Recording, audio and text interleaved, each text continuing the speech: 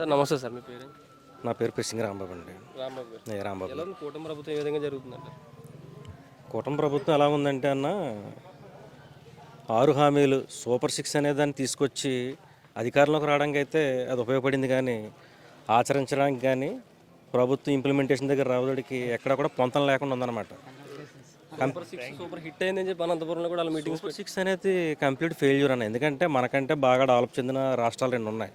కర్ణాటక నుంచి తమిళనాడుకు తెలంగాణకు వచ్చారు, తెలంగాణ నుంచి మన ఆంధ్ర తీసుకొచ్చారు. సూపర్ 6 అనేది వీళ్ళు తీసుకొచ్చింది ఏం కాదు, అది కాంగ్రెస్ తీసుకొచ్చినటువంటి సూపర్ 6ని ఈ రోజున బీజేపీతో కలిపి వీళ్ళు నడిపిస్తున్నారు అనమాట. ఇది ఎక్కడ ఉండదు, ప్రపంచంలో విచిత్రంగా ఉంటుంది అనమాట, దేశవ్యాప్తంగా చూస్తే. చంద్రబాబు నాయుడు గారు వైఖరి అంటారా? ఖచ్చితంగా అతను అందరితోటి అంటగాగేటటువంటి మనస్తత్వమే చెప్తుంది అనమాట. ఇది ఎక్కడా కూడా ఇది ఇచ్చేటటువంటి పరిస్థితి లేదు. వాళ్ళెవరో కూడా దీనికంటే ఎక్కువ వెచ్చించి సూపర్ 6 అమలు చేసినా సరే సూపర్ 6 అనేది సూపర్ సక్సెస్ అని చెప్పి కర్ణాటక వాళ్ళు చెప్పలేదు, తెలంగాణ వాళ్ళు చెప్పలేదు. చేతులు ఎత్తేసారు వాళ్ళు, ఇది చాలా కఠినంగా ఉంటుంది పరిస్థితి ఇదని చెప్పి. కానీ ఇక్కడ అరకొరగా చేసి కూడా సూపర్ 6 అనేది చాలా సూపర్ సక్సెస్ అని చెప్పి సభలు కూడా పెడుతున్నారు మన వాళ్ళు. మరి దాన్ని ఏ విధంగా చెప్పుకోవాలన్నది రాష్ట్రంలో ఉన్నటువంటి ప్రతి గడప గడపకి వెళ్తే వాళ్ళే చెప్తారనమాట. గడప గడప అంటే గుర్తొచ్చింది, ప్రతి గడపకి ఇది మంచి ప్రభుత్వం అని చెప్పి స్టిక్కర్లు కూడా ఉంటా ఉన్నాయి. అలా చెప్తారన్న, దానిదే ఉంది.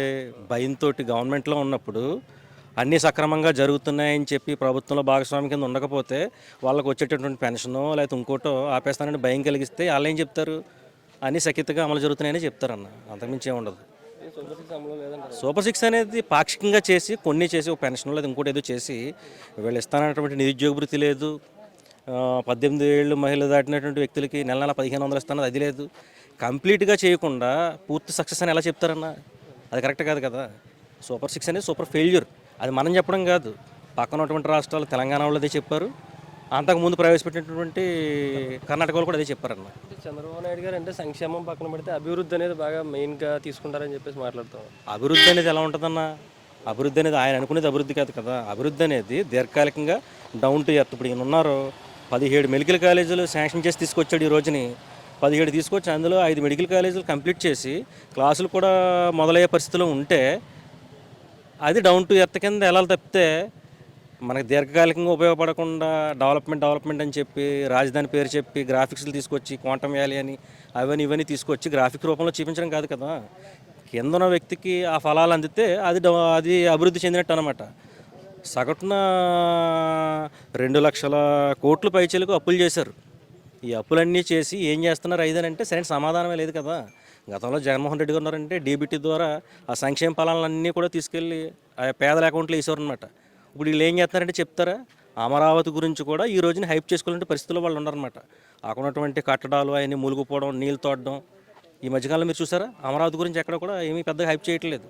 బయటకు వచ్చి మేము సంక్షేమం అందిస్తున్నాం, సంక్షేమం వైపే వెళ్తున్నానని చెప్తున్నారు, అది కూడా పూర్తిగా ఏం చేయలేకపోతున్నారు అనమాట. ప్రశ్నిస్తాను డిప్యూటీ సీఎం గారు ఇప్పుడు పదవిలో ఉన్నారు, ఎలా చేస్తున్నారు ఆయన పని? ఆయన అధికారంలోకి రాకముందు ప్రశ్నించినటువంటి ప్రశ్నలన్నీ కూడా ఇప్పుడు ఏమీ లేదనమాట. ఈ రోజున చూస్తే రాష్ట్రంలో ఉన్నటువంటి రైతులందరూ కూడా రోడ్డు ఎక్కారు. విత్తనాలు కానీ ఎరువులు కానీ యూరియా కానీ అన్ని విషయాల్లో కూడా అందరూ రోడ్డు ఎక్కారు. ఆయన ఎక్కడ ఉన్నాడు, ఆయన ఓజీ సినిమా ప్రమోషన్లో ఉన్నాడు అనమాట. ప్రభుత్వం నుంచి ప్రత్యేకమైనటువంటి జీవోలు తెచ్చుకుని బెనిఫిట్ షోలకి 1000 రూపాయల వరకు ఇచ్చుకోవచ్చు అయిందని చెప్పి ఆయన గవర్నమెంట్లో ఉన్నాడు కదా.